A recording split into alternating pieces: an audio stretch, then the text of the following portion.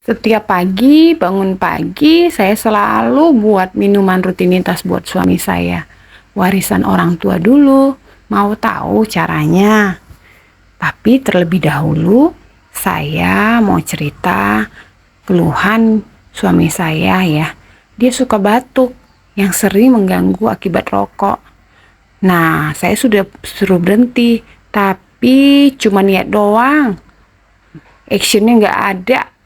Jadi saya pusing, ya udah, saya buat ramuan alami deh. Nih, mau tahu guys caranya? Begini caranya guys, cuman ada 4 bahan. Ada jahe, wortel, tomat, dan air. Nah, ini saya jus sebelumnya.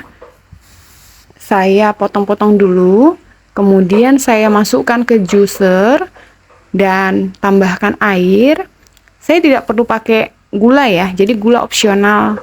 Nah, takutnya terkena diabetes. Kebetulan mertua saya kena diabetes, jadi saya nggak pakai gula.